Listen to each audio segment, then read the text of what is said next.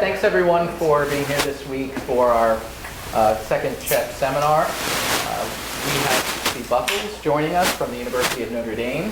Kasey is the Brian and Janelle Brady Associate Professor of Economics and also an Associate Professor of Gender Studies.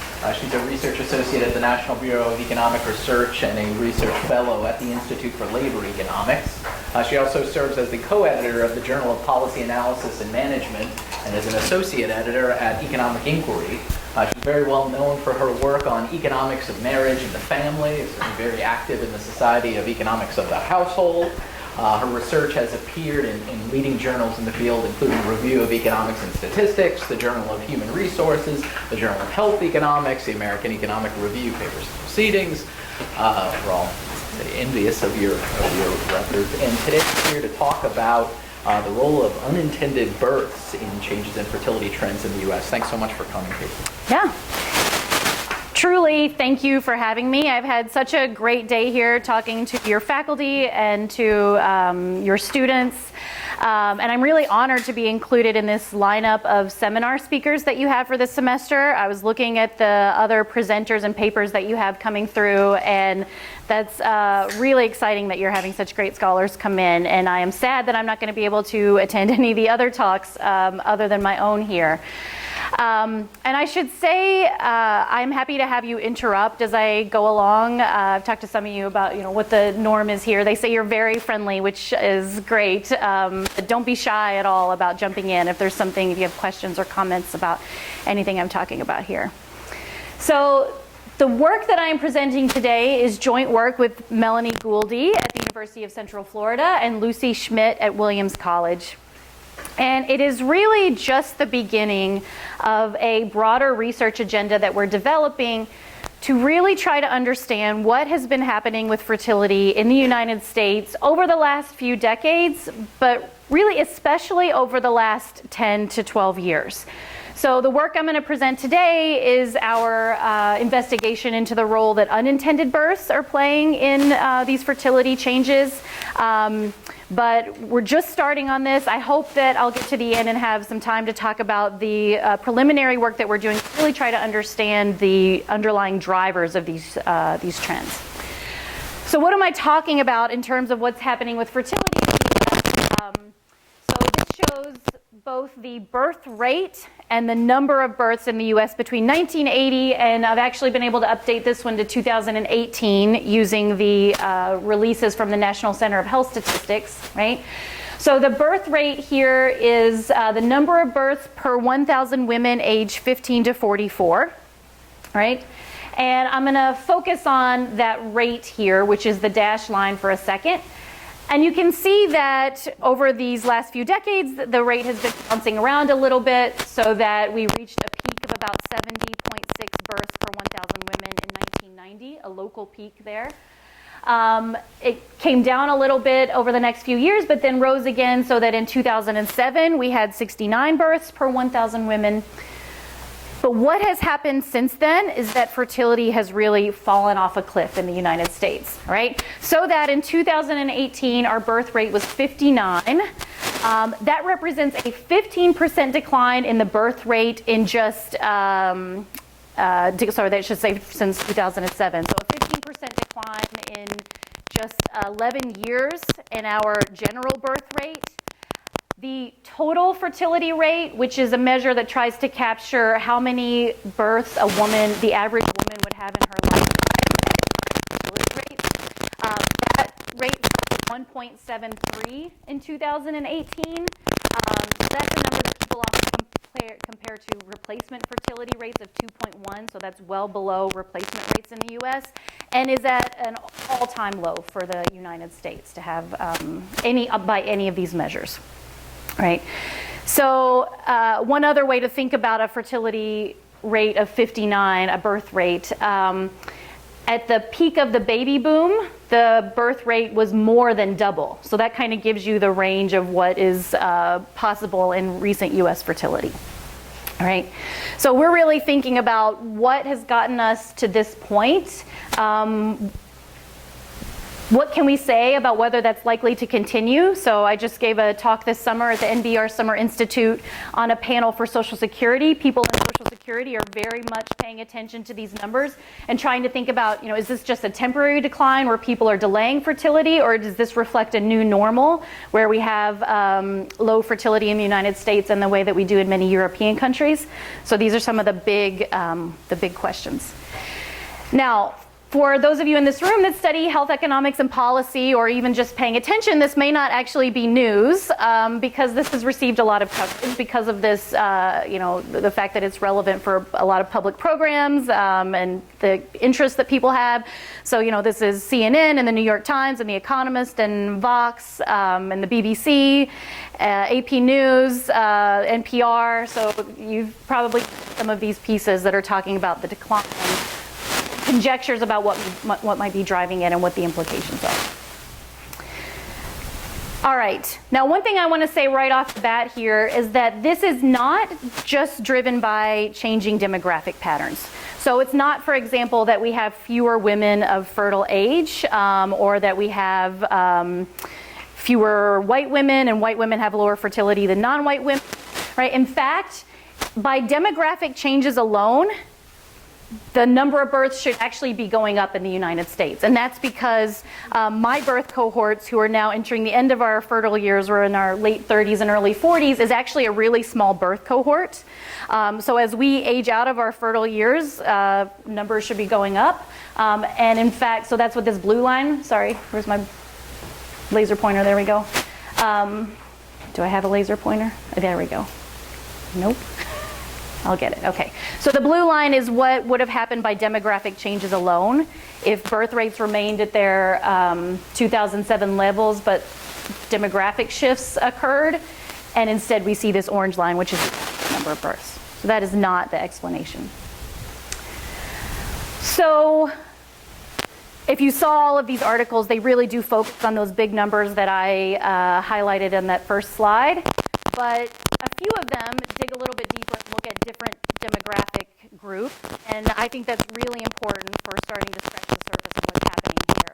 So for me, one of the most important pictures is to think about what's happening with birth rates by age. So that's what we have here in this picture, 1980 to 2018, and I've just drawn this red line at this 2007 point, so we can think about that as the point where the aggregate birth rate starts to change, okay? But let's look at for some of these different groups by age here. So if I look at women age 15 to 19, teenagers in the US, right? That's this solid line here. So the teen birth rate in the US reached a peak in 1991 where we had over 60 births per 1,000 teenage women, right? And then over the next couple of decades, though, it started to fall. And a lot of people have viewed this as a piece of good news in U.S. families and fertility, that teen birth rate has been declining. However, starting around the early 2000s here, it actually started to decline and even went up for a couple of years, so that people were concerned about why we're seeing this long-term good news trend start to reverse. But then in 2007, it starts to fall again. All right, so that we went from about 40 births per 1,000 women in 2007 to now less than 20. So in only 11 years, the teen birth rate has fallen by half in the United States, right? That's just crazy. And wouldn't, a few years ago, we wouldn't have expected anything like that. So now that's a 58% decline from 2007. It was even more than half. If we look at women 20 to 24 who are just a little bit older, so these are these plus signs here, right? So this has typically been one of the highest fertility groups in the United States, right? And kind of flat here for most of this early period. Declined a little bit, but flattened and even started to go up too, leading into 2006, 2007.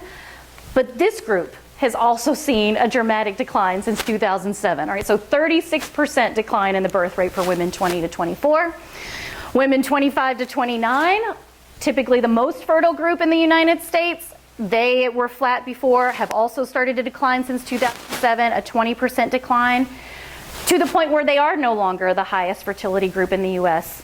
The group with the highest birth rates is women 30 to 34. I find that to be so remarkable as somebody who's been studying fertility patterns, for 15 years or so. So you can, I've tried to put these in formats that are friendly to those who might be colorblind. So I'm using the shapes, but that does make it a little bit hard to see here that these have actually crossed for the last couple of years. All right, so that's what's happening with age. One more picture here is marital status. So again, with our line at 2007, for the years leading up to 2007, these two lines were converging. So this is part of the second demographic transition that Martha Bailey and Gouldy and Hirschbein identify, the move away from marital childbearing in the U.S., right? So you had fewer, the birth rates for married women falling, birth rates for unmarried women increasing. And 2007, right, the ones for married women kind of start to level off, and we actually now see a decline for births to unmarried women. So that we now have less than 40% of births to the U.S. are born outside of marriage, right? That's something where I think a lot of us thought that that was kind of a floor. We might eventually start to see that taper off, but that it wouldn't actually reverse, but it is reversing. Yeah. In your unmarried women, you include the ones who cohabit with We do. That's right. And that's because this is from the birth certificate data where we don't know anything about their cohabiting status. So that's certainly maybe part of it, but for that reason, I'm kind of expected this to actually continue to go up as more people cohabit. The fact that it's down, even despite cohabiting, I think is all the more remarkable. All right. So why am I talking about age and marital status? Well, before I get to that, let me show you one more picture here that kind of puts these two things together. So whereas those other pictures had the year on the horizontal axis, this is actually the birth year. So now we're looking at this by birth cohorts, and I'm looking at the total number of children women have outside of marriage by a given age, right? So try to think about non-marital childbearing throughout their life cycle. So this is my birth cohort here, 1978, and that's the last one that we can see through to age 40, so getting near the end of their fertile period, all right? My cohort had about 0.5 non-marital births per woman by age 25, right? And 0.2 by age 20. So one way to think about this is if you put 100 people of my age in a room, 100 women, we would have had 20 non-marital teenage children among us, or about 1 in 5, right? So when I see this, I think about why so many people, I think of my cohort, study teenage fertility. It's because this was such a common experience for us. I had baby showers in math class and things because I was part of this cohort. By the time we're finished here, we have about 0.9 kids per one woman born outside of wedlock, okay? It has been declining for more recent cohorts, all right? So kind of fluctuating, but again starting to fall, so that now that's less than half for women who were born in 1998. These women born just 15 years later in 1993, all right, now are having 0.4 kids by age 20 to 25 outside of marriage, right? So I'm talking about marriage and fertility, talking about marriage and age here a lot. Seeing these pictures is what led Lucy and Melanie and me to start to think that something must be happening here with unintended births, all right? And that is because typically these groups, young women, teenagers and women 20 to 24, unmarried women, have historically been most likely to have unintended births, all right? Now, I should say here at the outset, especially I know there's some demographers in the room, there are a lot of, we could have a whole seminar just about what we mean by unintended births and how we want to measure that. We have a very straightforward thing in mind here, which is that you express that the birth was either unwanted at the time of the birth, or that it was mistimed in that it was at least 2 years sooner than you say that you would have wanted, right? And so when I get to the survey questions that our results are based on a little bit later, you will see the actual questions and the definition. But right now you should be thinking of it as a birth that is unwanted or severely mistimed by at least 2 years, right? So that's what we mean by unintended. This is a common definition that people use. And so this paper, Sonfield and Cost, I've tried to estimate the costs of the cost of unintended births to Medicaid, all right, since 60, I think, do I have how many percent? I think it's like 68% of Medicaid births are thought to be unintended. So they look only at the cost in terms of covering the birth itself and expenses in the first year of life, and those costs alone accumulate to over $21 billion in 2010. Yeah, Joe? Sorry, I don't mean to extend the rabbit hole of definitions. Yep. With unintended. I'm just curious, sort of, and I know you talked about measurement in the NSFG, but most of these reports of whether the birth was unintended sort of happen after the birth has happened, during the pregnancy period. Yes. I'm wondering what the mother's drawing on to is it the experience? Yep. Actually of the particular kid who was born or what? Yes. So this is an incredibly important question. So in the National Survey of Family Growth, this is coming from the pregnancy files, where they ask all of the women in the sampling frame, 15 to 44, to report information about every pregnancy they've ever had. So if you are currently pregnant when you're being interviewed, they'll ask you, is this a wanted pregnancy or not? So it's before the kid's even born. But if you are 44 and you're talking about a birth you had at age 20, you're talking about how wanted your now 24-year-old child is. Okay, so it's very retrospective. So this is actually one of the things that's going to pose a challenge for trying to construct a time series using the NSFG. Yeah. Yes. I'm going to be the one person who summarizes, like, anecdotally, it's my personal experience. Yes. That's what's great about covering fertility, is that most people have some kind of experience about it. Yeah. You know, my firstborn was an accident. Yeah. But we would not have reported. So it was like, in the way that I think you would like to measure an unintended birth, but we would not have reported it as such. It was like, did not plan, like, so I guess the distinction is, it seems like you might mean unplanned versus the way that you're measuring unintended. Yep. It would be interesting if you had any insights as to the proportion. Obviously, if you could measure in plan, you would be doing that, but yes. any sort of... Well, we actually have some... We're going to have several ways to measure this in the NSFG, and some of them are going to capture a little bit more of what I think you have in mind. I mean, you might have said that birth, you would not have said that it was unwanted, but you might have said that this was sooner than we would have planned, and then they ask you by how much, and you might, if you said more than 2, we would consider you unintended under that definition. I would be a little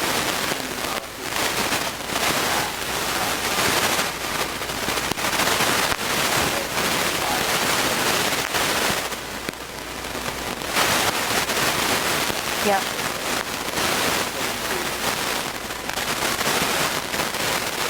Yep.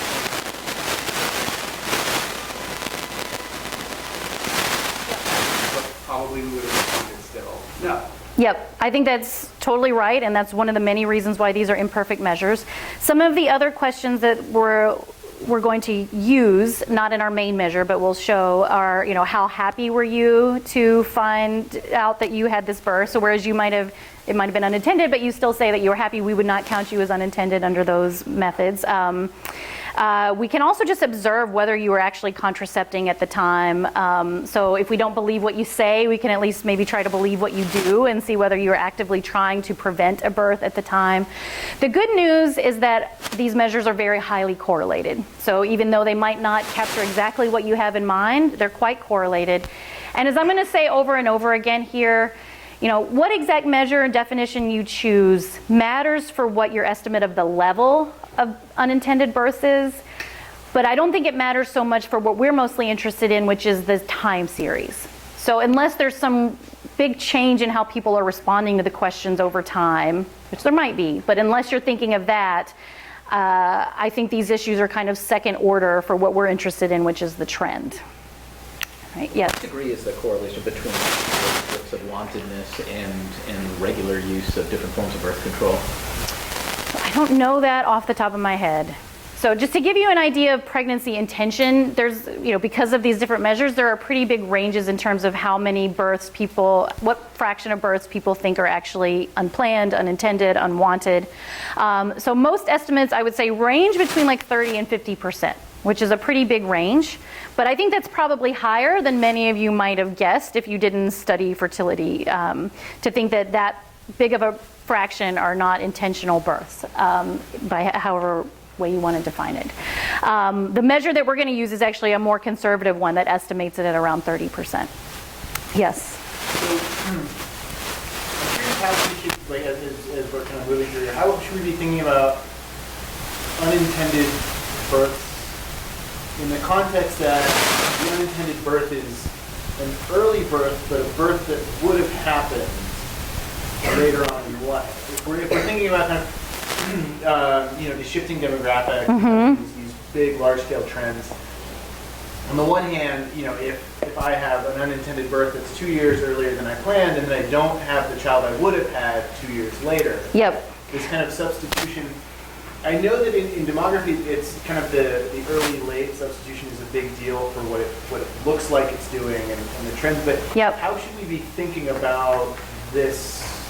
The fact that these unintended births may, be just kind of replacing a large part of births that were going to happen. Yes, so that is possible, and you're right that this is, when I go back to that first picture, that is the question that people are thinking about. Are these just mistimed or differently timed births? Or are they actually births that are avoided altogether? For our purposes, I'm not going to distinguish between those. I will say that most of the births that we identify as unintended are also unwanted by our measure. So it's not driven by the mistiming, all right? So now some people say both, it was unwanted and it was mistimed, but most of them say it was at least unintended. So it's not driven by people who just got it wrong by a couple of years. Okay. So, I share the Medicaid figure here to talk about why we might care about whether the fraction of unintended births is going up or down over time. Aside from these immediate costs related to the medical birth, unsurprisingly, unintended birth is associated with a lot of other adverse outcomes in childhood and adulthood. It is actually one of the strongest predictors of your later life outcomes, even above and beyond the other things it's correlated with, like socioeconomic status and the age of your mother, right? So and I think that's not that surprising. If you have a parent who says a few years after you're born that you were unwanted, maybe we're not so surprised that it turns out you don't have, your outcomes are not as good as others, right? But given that, that's a reason why we might be interested in what's happening at the level. Even above that, I think if you have a large fraction of women who are saying this is not what I wanted, this is not how I would have planned things if I had been able to do it perfectly, right? If we're seeing that, then it says that there is some sort of friction, some constraint that people are facing in their ability to time their lives in the way that they want. And so we might like to know if those constraints are loosening or tightening over time. Is there evidence of, I know there's some evidence of unintended birth being associated with things like less prenatal care? Yes. Is there anything that sort of, that indicates sort of a stress-related pathway or conditional on many of the observable inputs being sort of unwanted, and the stress that creates sort of utero creates problems for kids? So I don't know of any that is able to nail down that channel. Okay. Yeah, it seems feasible to me that's one of the many things that are contributing to the worst outcome. Yes.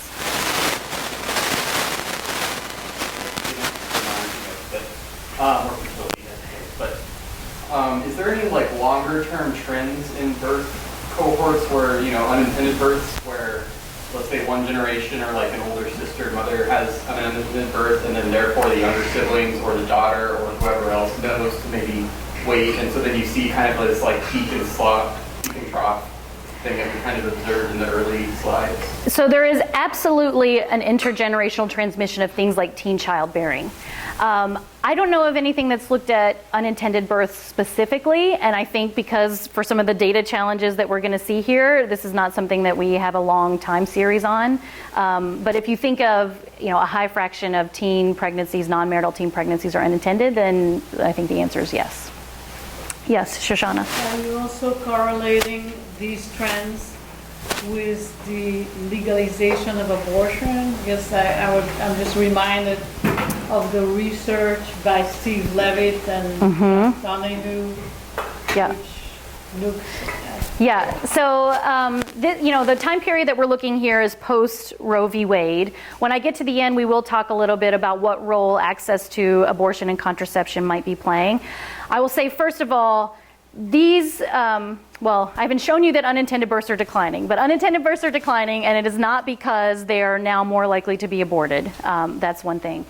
But your call to the Levitt and Donahue paper, right? That's the abortion and crime paper. I think that's part of their argument there is that if these births were unintended, under Roe versus Wade, they might be aborted, so we don't see those kids who would have had adverse outcomes, right? So that's exactly this third point here, that they might have been more inclined to commit crimes. Okay. So what we do here, we're going to look at the role of changes in unintended births and explaining this decline, well, fertility over this window, but really the decline of the last 10 or 12 years. We've already started to hit on some of the data challenges in this literature, and that it's difficult to measure unintended births, their retrospective histories. I will get into why the NSFG, which is the National Survey for Family Growth, asks really great questions about pregnancy intention, but it is not at all well suited to constructing a detailed time series in the way that we want to do in this paper. So what we're going to do is combine what's great about the NSFG, which is the fact that they ask exactly the right questions for trying to capture pregnancy intention, with the natality detail files, which are the population level measures of what's happening with fertility, to try to look at this in a new way. All right. So to give you the bottom line here, we're going to find that about 24% of the decline between 2007 and 2017, or 2016 it's going to be, because, well, I'll get to why we have to stop at 2016, but 24% of that decline is due to a decrease in unintended births. It is actually the case that while fertility started to decline in 2007, unintended births were still going up until 2009. So if you peg it to 2009 to 2016, the decline in unintended births explains about 50%, right? Which, if you think of using our measure, unintended births are about 30% of all births, that shows a disproportionate decline that's due to unintended births, right? This is going to be, in this later period, driven by declines in births to young women. And then I, again, hope we'll have some time at the end to talk about what we're doing to try to understand what's going on, what's driving this decline for unintended births and fertility more generally.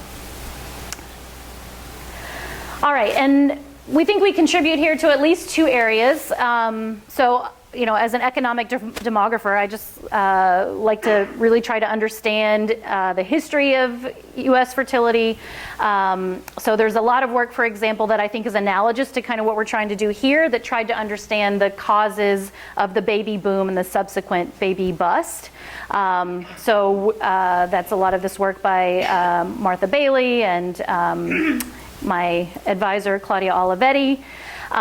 Some of Martha's more recent work is looking at the second demographic transition. So this is the move to a two-child norm in the United States, the move away from the norm of marital childbearing, and the shift in education, the education distribution of mothers, so that now mothers are more educated rather than less. So we see this unintended births piece is kind of relevant to what they found for married births, and that it's kind of reversing. So that one piece of the demographic transition may actually not have been a permanent change, right? So we're going to extend that. And then also there is a big literature on unintended births, much of which uses the NSFG. But I think we hope that our way of measuring unintended births is going to be a contribution to that literature, this way of combining the two different data sets so that you can actually say more about the population, more about trends over time. Okay, so why are we not using the National Survey of Family Growth that has these wonderful questions about pregnancy intention? Here are those questions. So this is one of the ones that we use for our main measure. If you had to rate how much you did or did not want a pregnancy right before you got pregnant that time, how would you rate yourself on a scale of 0 to 10? So it actually, you guys might be somewhere in between 0 and 10. We're going to call the pregnancy for our purposes unwanted if you answer that you were below a 5. So even if you were indifferent, if you said 5, we're going to say that was not an unintended birth by this measure. So that's one of the ways in which this is a little bit of a more conservative measure. It's not super sensitive to that, but that's what we choose. When you say you became pregnant too soon, would you say you became pregnant too soon at about the right time or later than you wanted? And then if you say it was mistimed, they ask you by how many years or months. So we're going to use a common definition in the literature and say that if you say it was too soon by 2 years or more, that was an unintended birth. Rate how happy you were to be pregnant on a scale of 1 to 10. So we construct a measure for this where, again, we treat 5 as being not unintended, but anything below a 5 is unintended. Rate how hard you were trying to avoid get pregnant on a scale of 0 to 10. You're going to be sorry you volunteered your anecdote because I'm going to keep looking at you at like, can you tell me how hard you were trying or not trying to get pregnant on a scale of 1 to 10? All right. So this is the same kind of thing. If you were a 5, we don't count you, but anything else we do. And then they ask the questions about contraception use, so we can actually construct, were you actively trying to prevent a birth at the time that you conceived? Okay, so this is what people use in this unintended births literature largely. So I cited work on the first slide that tries to understand what the characteristics are that predict that a woman would likely have an unintended birth. That research uses the NSFG. To compare rates of unintended births across cycles. So for those of you that have not used the NSFG, the way that it is constructed is that they conduct cycles every few years. So there was one in 1988, I think a couple years before that, but for our period, 1988, 1995, 2002. Then they moved to where they do these cycles that are, one is 2006 to 2010, one 11 to 13, one 13 to 15, one 15 to 17, right? So it has this kind of irregular cycle structure. So you can take all of the data from a cycle and say something about the unintended births in that time period, but trying to break it down further to within that cycle is not really going to be possible. But so people have used it that way just to look across cycles. These questions about measurement, which of these measures is good, how correlated they are, people use the NSFG for that. And then to study the consequences, since we can often observe some outcomes for the kids in the NSFG and we know what the parents say about their, how impacted they were. Yes? Have you tried to draw the distribution for the first measure? You mean just the 0 to 10 distribution? Yeah. So it's like, so we haven't done, I think I've done it for each of the cycles. It is like that. So most people actually answer 0 or 10. 5 is a pretty common answer, and then you get a little bit in the middle. It's exactly what you would think. Yeah, it's 3 spikes really, and then just kind of flat in the middle. Yep. One thing I noticed is that all these references there, they're either sociologists or people from medicine, or published in a medicine journal. Yes, that's absolutely right. So this is demographers and sociologists, I would say, are the leading thinkers about unintended births. About the Dubka, right? The Dubka and Kinderman publication in the AER. So they had a paper come out in the AER in the last table of contents release that's talking about how people bargain over how many children to have, and she got mad because she said sociologists have studied this for 20 years, if only economists had access to Google Scholar. So we are trying very hard not to incur the wrath of Karen Guzzo here, because we cite her and other sociologists and demographers. But not only for that reason, like these are the people who've been thinking about this really hard, and so we're just building on what they've done, but hopefully sort of bringing our tools of this, putting these two samples together in a way that's going to contribute.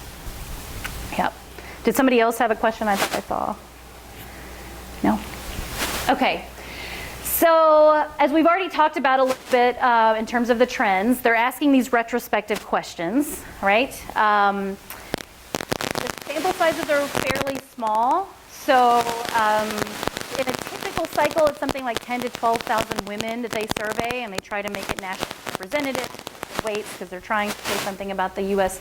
population as a whole. But once you start trying to look at births within a certain year, a certain time period, it gets smaller. So just this 2007 to 2015 period, we see about 6,900 births, right? In a period when there were like 32 million births in the U.S., right? I was talking about this with someone earlier today, I think Audrey, right, where you read the documentation for the National Survey of Family Growth, they actually tell you, it's not as prominent as I actually think it should be given the severity of the issues, but like if you look at the FAQ for the 2015 to 2017, it says, can I analyze the data for 1 year or 1 quarter? And the answer is just no, okay? So just don't do that. I mean, it goes on to say why, but first sentence, no, period, okay? And that's what we're trying to do here is look at like yearly fluctuations. They do say that you can kind of combine cycles in a way. So if I wanted to look at what happened with births in, say, 2005, I might look at births, women who were surveyed in the 2006 to 10 cycle, the 11 to 13, and kind of construct a 2003, 2005 birth cohort. But again, the sampling frame is not such that they intend for you to combine cycles in that way. So there too, they say be really careful and basically don't do it. So I think a little example here really illustrates what the issues are. So if I wanted to know what's going on with births in 2003, I can actually find about 1,500 of those if I put these 3 cycles together. So these are asking women 15 to 44 in each of these years about their whole history of births. So I can find women who had births, 1,500 births that occurred in 2003. Okay. The earliest I'm going to see, though, or the youngest kids that I will see are ones who were, their mom was surveyed in 2006, and so they were interviewed in 2000, or they were born in 2003, so they were 3 years old at the time of interview. So when we start thinking about asking people many years after the birth whether the kid was wanted or not, you're asking this person 3 years after. This person that I survey in 2015 about their 2003 birth is asking when the kid, we're asking them when the kid is 12 years old. Okay. Moreover, anybody who was, say, 35 when they gave birth in 2003 is going to be completely out of the NSFG sampling frame by the time we get here because they only survey women up to age 44, right? So my sample is also going to overrepresent women who were young at the time of their birth, right? So that's the second point here. You can kind of get away with that by trying to say we're only going to look at women who are 3 to 5 years away from their birth. So that helps with this retrospective issue and the disproportionate age representation. But then your sampling size falls a ton if you put that restriction on. Okay. And this is not purely academic. So what we tried to do is just a first pass at seeing whether we might be able to learn about unintended births from the NSFG. We said, well, we know from the natality data what's happening with average mother's age, average marital status over time, right? So can we at least replicate national trends in average age of mother, marital status with the NSFG, right? So this solid line here is what it actually looks like. I mean, this is population measures in the natality detail files. All right, so we know that average age of mother was kind of going up over this time. We put these in 2 bins just to give the NSFG the best chance. But even when we do that, you can see that this doesn't really capture what's happening with the overall trend. And it's worst, for example, here in 2003 and 4, because that's furthest away from a sampling frame. So in some years, it's going to be a worse problem than others. Right. Here's what it looks like for marital status. Marital status, the fraction married has been on kind of a gentle decline, except it's flattened out or even gone up a little bit, as we saw in recent years. But you would think this thing was moving all around if you tried to construct it from the NSFG. So I can show you what it looks like in the NSFG, right? So here I have 4 different measures. This is the main one that we use, unintended, defining it as you answer 4 or below when I ask if it's wanted or mistimed by 2 years. This is the unhappy question, the not trying question, and the too soon. So it looks like it went down and up and down again. I don't really believe that. What I do like from this picture, though, is you can see that all of these measures kind of move together, right? And the one that we're choosing, we didn't choose it for this reason. We chose it because it's the most commonly used one in the literature and it's most correlated with the others, but it's kind of in the middle. It's different if you, you'll get something a little bit different if you use these other measures, but not much. Any questions at this, the NSFG limitations?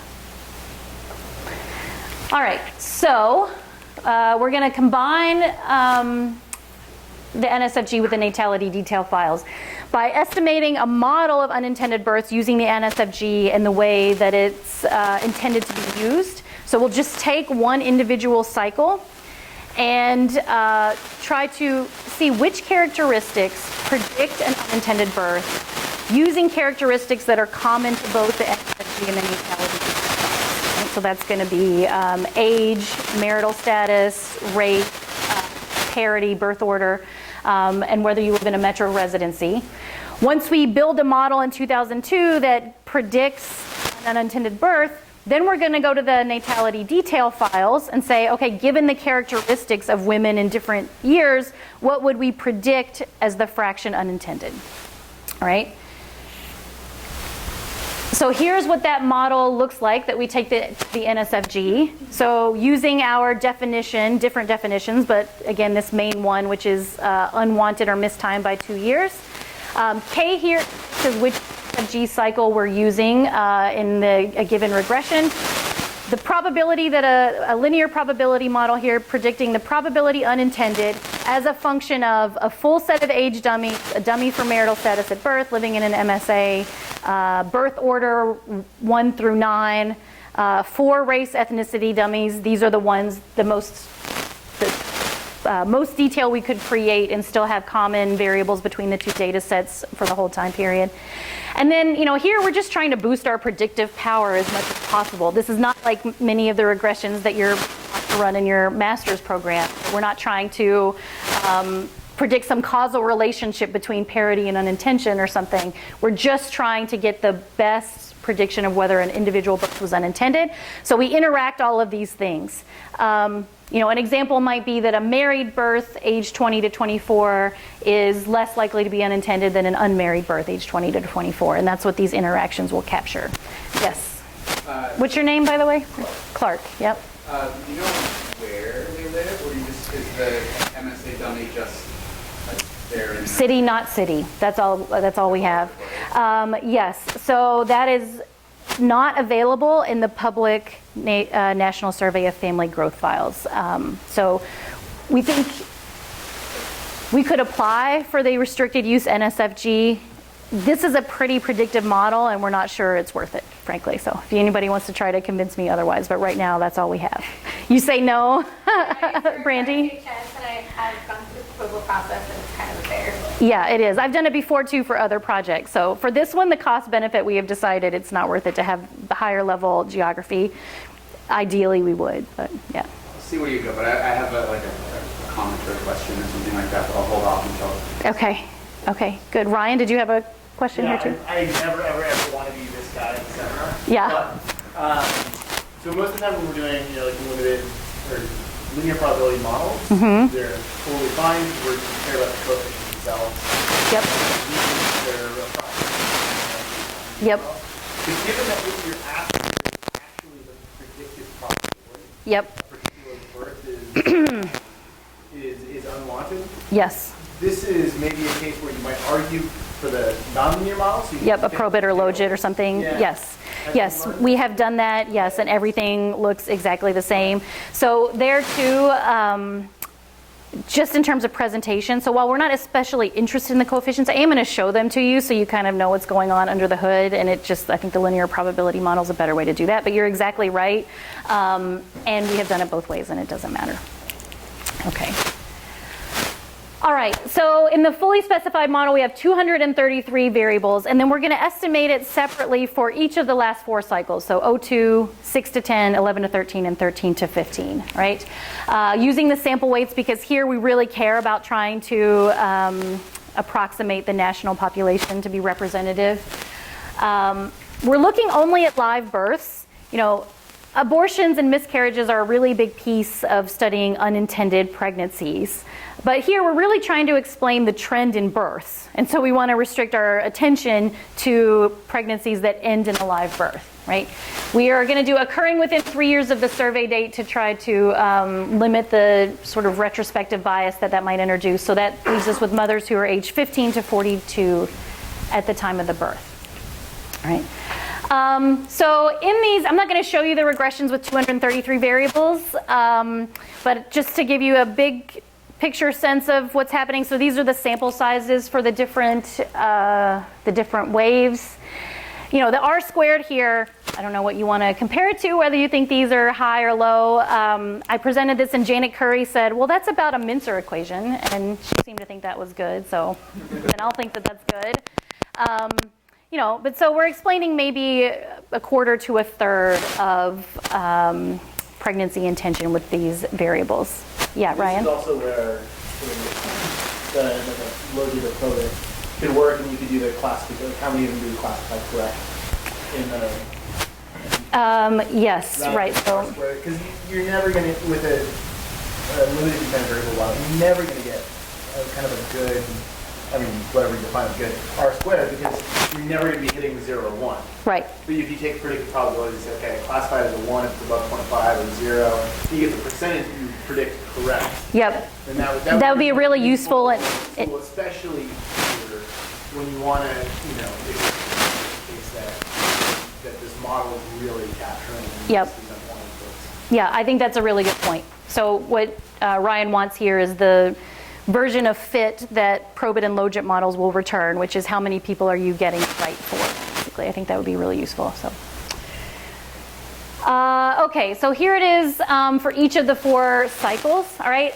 I don't want you to pay too much attention to the individual coefficients, which is why I put more on a slide than I normally allow myself to do, all right? But this is taking the 233 variables and kind of shrinking them down to 8 to just get a feel for what's happening. So, you know, our age dummies now are these broad categories where the omitted category is 30 and over, unmarried, the race dummies. Parity is a continuous variable rather than the 9 dummies. But, you know, what we see here is what matters and what doesn't. So age, again, strongly predicts an unintended birth. So, you know, if you're a teenager, you're here between 21 and 30% percentage points more likely to say that the birth is unintended than somebody who's 30 and above. Being unmarried, unsurprisingly, predicts that a birth was unintended. And then parity, maybe for some of you it was ambiguous whether higher order births would be more or more likely to be unintended. They are actually more likely to be unintended. So if you were the 3rd or 4th or 5th child, it's less likely that your parents say you were intended than if you were 1 or 2. Yes? I really didn't want to pay attention, but I find it surprising that the black is strong for just one. Yeah, so that is a great point at which to talk about. The other thing that I want us to pay attention to here is how much these change over time, okay? Because I want you to think carefully about what we're doing. This method will work really well at capturing trends in unintended birth if these coefficients are relatively fixed over time. So that would say that, you know, if I'm a 16-year-old, the probability that my birth is unintended stays pretty much the same, and then we're just looking at how many 16-year-olds there are that are giving birth over time. That's what we're doing here. If, however, a 16-year-old becomes much more or much less likely to say that their birth is unintended over time, then we're really not going to do a great job of picking up the trend in unintended births, right? So it really kind of hinges on, we're going to pick up the changes in unintended births that are driven by changes in the underlying characteristics and not by changes in how people respond to whether a birth is unintended or not. So if you hang on just a second, I find it reassuring that for a lot of these, they actually are quite stable. So if I look at unmarried here, you know, this fluctuates from 0.24 to 0.27, but across these cycles, it's pretty similar. You know, parity is pretty similar. You know, the age, they move around kind of in percent terms, but they all stay pretty much in the same range. I think black is one of the exceptions. So it actually is not highly predictive of unintention most of these cycles, but we get this large and statistically significant coefficient in 2011 to 13. So what we will do about that is we're going to show our main results using 2002 as the base year, but I'll show you what it looks like using any of the other cycles. And just to foreshadow, you know, the level of the trend moves around depending on which cycle you pick, but the shape of the thing stays pretty similar across these years. But, you know, it'll be up to you to decide whether you, you know, you find it robust to those or not. Now, I saw a question over here. balanced the cycles are across all of your covariates? I mean, so is it that in 2002 there was a disproportionate Hispanic sampling, or vice versa with 2011-13? No, and we use the weights that are specific to each cycle, and they are weighted to reflect the population at the time. All right, so the extent that it's overrepresenting Hispanics only corresponds to the extent that they are changing in the population. Yes? I'm curious, if you've looked at these with the age dummies interacted with some of the racial dummies? So they are in the full specification. The full set of 30 age dummies is interacted with every race category. I just don't have it here. Yeah. Was there, well... Also what? Yeah, I don't have it. Well, they're dummies, so they're not squared, yeah. But I'm just curious if there's anything interesting that you see in those interactions, or if there's anything interesting in those interactions as they evolve over time. Now, I know you got a lot of coach. Yeah, I mean...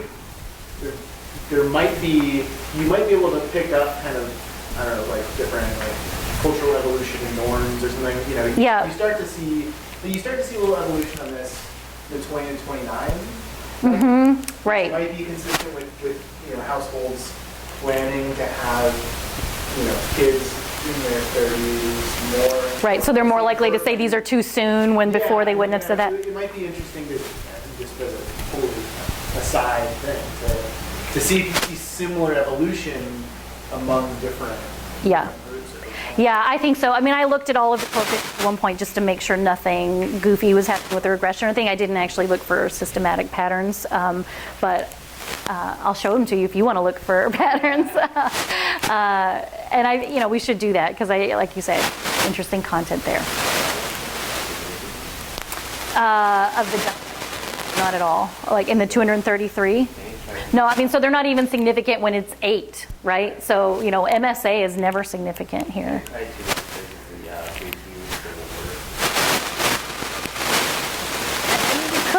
Remember, the goal of the regression is just to get the most predictive power.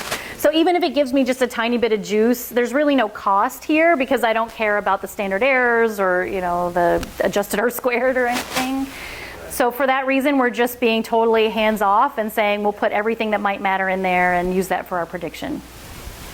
You can look at the R-squareds here. I think this is also kind of useful. So these are about half of what they were when you do the 233. So including all those interactions and things, it is adding something. Now, whether we need all 233 or we could do 100, I don't know. But yeah.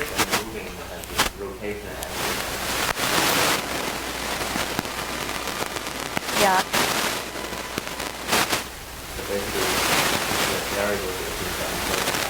Mm-hmm. Start adding more, other variations, come with computing that like we Yeah. And then you have the rational, and you sort of make that as a candidate, and you compare all of the other variables, candidates. Yeah. And we pick the one with the largest LR. Yeah. And you repeat this algorithm until you cannot. Yep. Yeah, I mean, I think that would make a lot of sense if we were really trying to create the best model of pregnancy unintention. That is not what we're doing here. We just want to see if anything has even a tiny bit of predictive power, why not use it? There's not a cost in our sense to doing that. Okay. Okay, so this is what I was saying before. We're only capturing the changes in unintended births that are implied by changes in demographics. If the type of a certain type of mother's birth is changing over time, we're not going to capture that. So that's why we're going to do the robustness. Just real quick, we talked about marriage and age already. Just going on under the hood with some of these other things. Parity is actually the probability that a birth is a first birth is declining over this period. The only one that's going up here, this is number, by the way. This is the number of births, because it's hard to think about what the denominator is for parity. So we switched to number, but it's declining at all parities other than 5th and higher order births, which I think is interesting. So there's a spreading of the distribution that might be happening. Race and ethnicity. So as much as the title of this paper says 1980 to 2017, I think we may have to change that at some point because we don't have good race categories consistently from the state. Hispanic in particular, states did not consistently report before 1989. So we actually have to start most of our time series in 1989 because we think Hispanic is actually important to include. Why don't we include education, which is in fact common to both the natality detail files and the NSFG? It's really messy in the natality detail files because they change the categories over time, so you especially get these kind of seaming issues, and we don't want our trend line to be jumping around just because of the way they count education in the natality detail files. I did forget to tell you why we can only go through 2016, and it's California's fault. Because California stopped reporting marital status in the publicly available birth certificate data in 2016. So to the great dismay of family researchers and early childhood people and demographers, and I think it was for well-intentioned reasons because it didn't capture family status as we recognize it in California, but it now means that we can't use that since it's such a big part of the US population after 2016. So call your state legislatures on my behalf, I guess. I don't know. Did you have a question? Yeah. I was just going to comment that if you started in 1989, you can do a little bit of education there until the next thing happens. Yeah, but remember that this is the point that we're most interested in, and that's when it's especially, yeah, that's right. So. Okay, so 2002 is the base year, 89 to 2016 for the reasons I just said. So this is what that trend line looks like. This is the predicted proportion of births that are unintended using the 2002 NSFG coefficients, all right? So keeping those coefficients fixed, this is what the changing demographic trends would suggest. So you get a pretty flat period here from 1989 to 2004. All right, but then in 2004, the births start to spike up. 2007, 8, and 9 here. This is where the change in unintended birth happens a little later. After 2009, we see this big decline so that we get a 2 percentage point change in these 7 years in the proportion of births that we are identifying as unintended. Can you explain the intuition of why it went down so much after 2009? I can. Is it based on what was it that changed? I'll show you what changed, okay? So 2 slides, I think I can get that to you. This is, though, first showing what happens if we use different years as the base year instead of 2002. All right, so you can see that because unintended births are falling, these lines are shifting down because the mean is falling over time.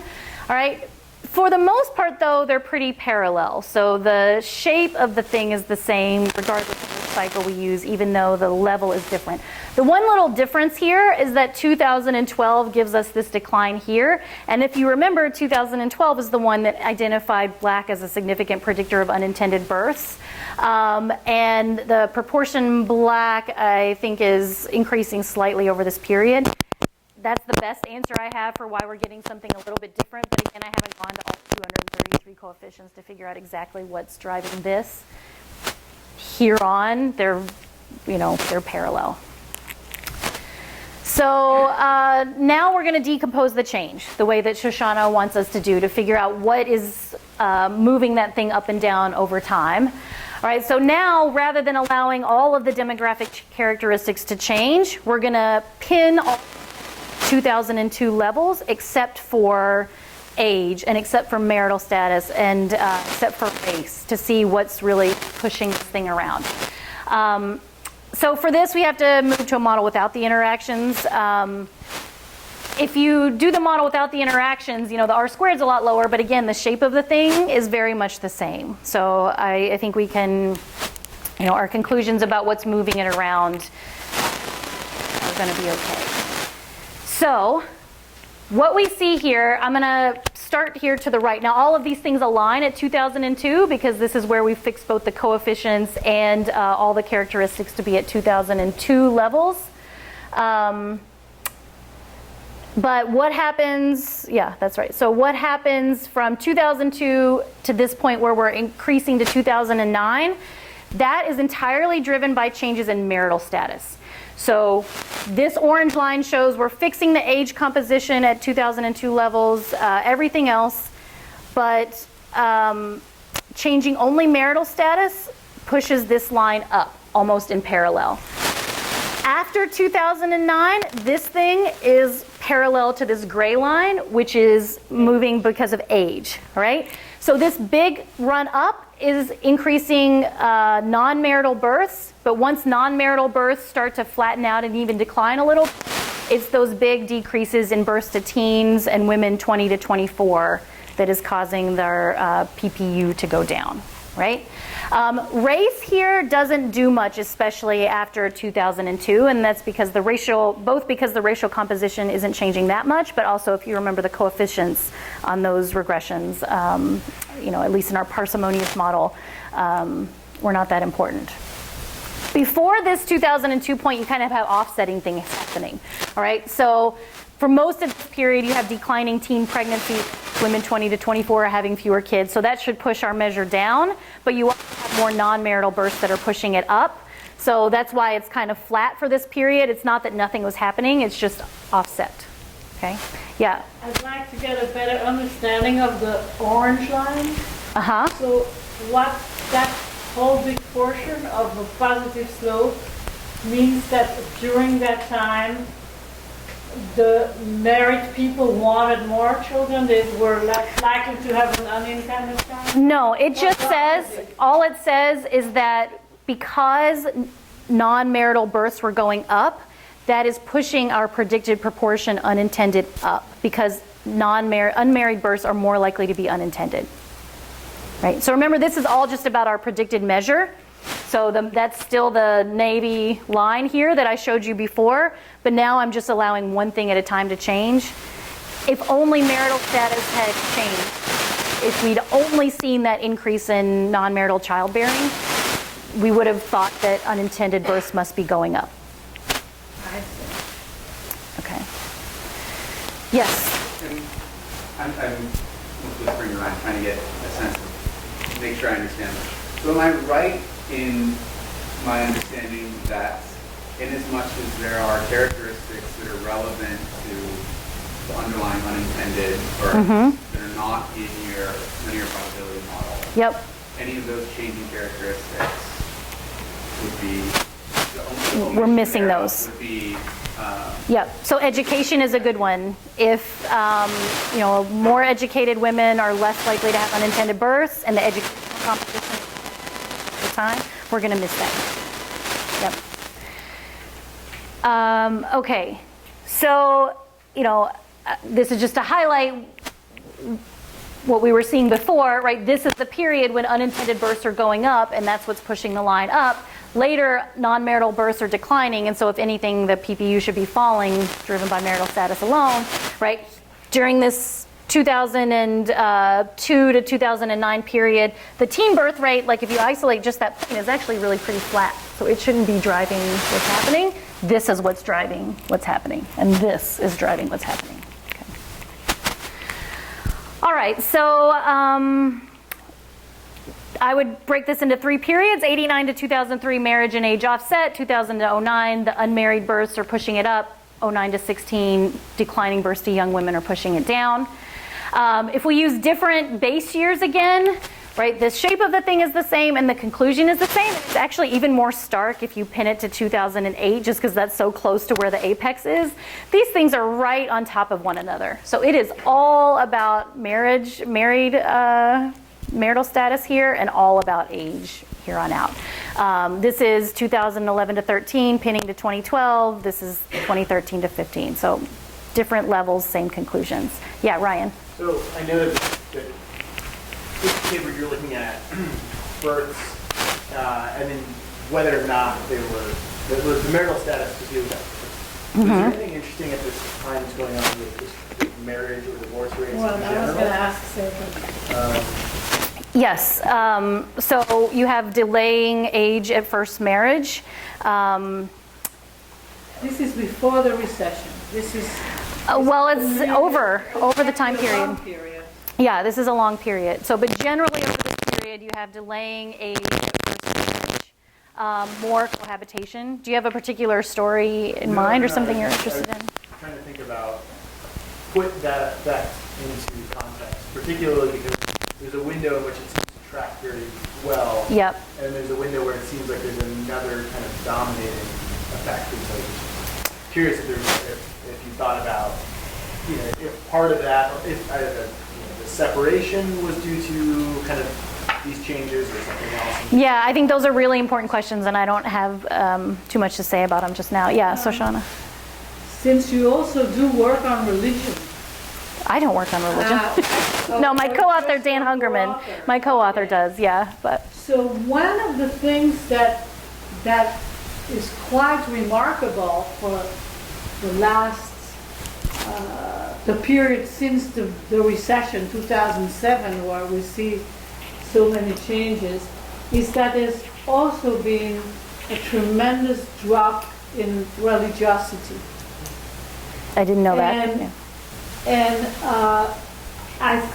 I wonder, as somebody who's looked at this behavior of unintended pregnancies and the combination of all these teenagers wanting a child, mostly because they don't want an abortion, but they don't mind getting pregnant and having a child, that stopped almost completely in this later period.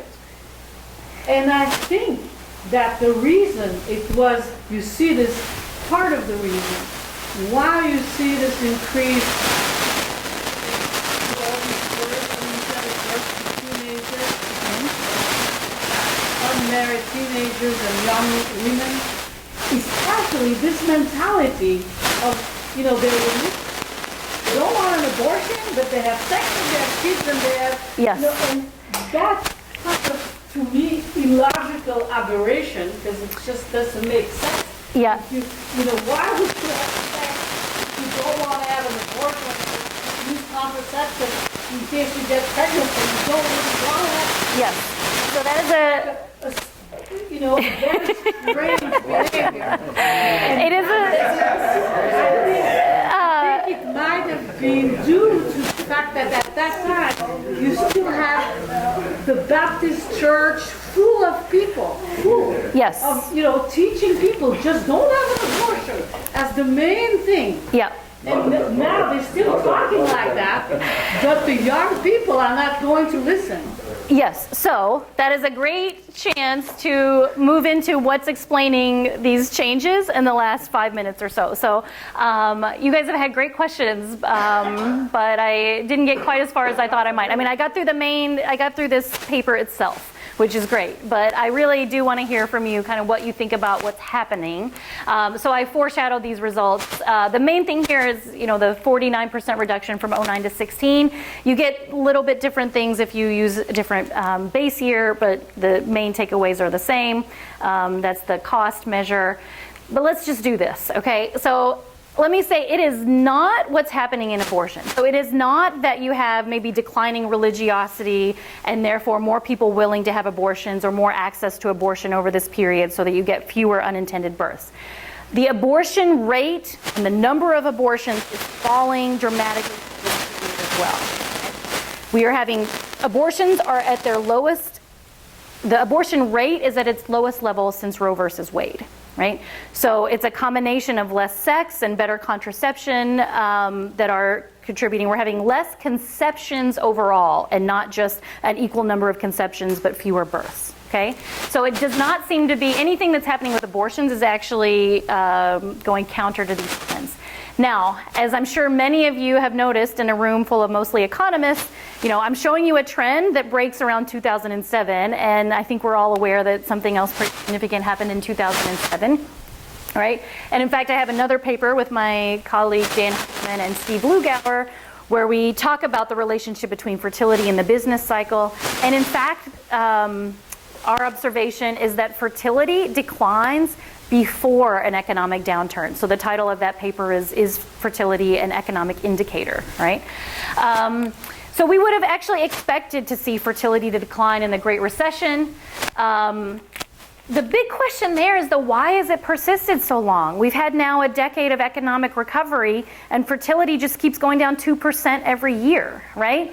So, hypothesis in a recent demography paper here suggests that there were structural changes in the composition of industries and things that have had long-lasting effects even after the recovery. There are also scarring effects of a recession, just as we know that if you graduate in a recession, it has long-term effects on your labor market prospects. Curry and Schwant have shown that it depresses fertility, mostly by making it more likely that women are childless if they are young during a recession. So we might be seeing that. We are still trying to explore, using some geographic variation in economic conditions, the extent to which the decline we're seeing is a product of economic factors. I'll just mention the two more changes in technology, okay? So as much as the Great Recession happened in 2007, the other thing that happened in 2007 was the iPhone, okay? So, and that brought with it social media and much greater access to our phones and internet at all times. Here is Netflix sales. So this is just one streaming service, all right? But 2007, basically a very small market, and now it's grown in the US and beyond. So I actually did use this phrase, Netflix and no chill, in an interview with NPR. So that I'll go down in infamy for that, I think.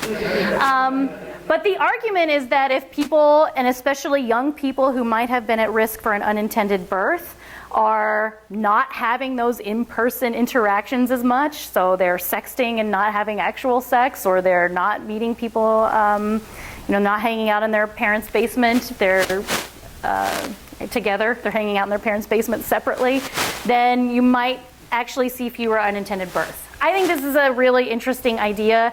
We've thought about ways to try to measure it. We've looked at getting FCC data and consumer expenditure survey data. So far, nothing really worked. So if you have any ideas about how you might explore that hypothesis, I'd love to hear about them. The last one here is changing access to contraception. One big thing that's happened over this time period is the Affordable Care Act. And there are three pieces of this, I'll just say real quick, that might have affected conceptions and unintended births. One is the young adult provision that says that you can be on your parents' insurance until age 26. So that likely expanded access to contraception for a lot of these young women who might have been at risk for an unintended birth. And indeed, there are a couple of really nice papers that are already showing that led to declines in fertility for these groups. Then there's the mandates for the private insurers, and then the Medicaid expansions. So this is the one that we've done most work on so far. We're out of time, so I'm not going to walk you through a regression in 30 seconds. But we're kind of building here on some work of Dugan, Goda, and Jackson, and I was really happy to get to talk to Brandy today, because I think we don't fully understand, we're not capturing these Medicaid changes very well with our results, and in fact we see very little. And it may be that the answer is that Medicaid expansions didn't do much to fertility and unmarried births, but I'm not convinced yet that we have quite the right specification here. So that's something we're really, really working on. All right, so I know I'm clicking fast, so let me just conclude here with kind of our main takeaway points, and thank you for a really good conversation today.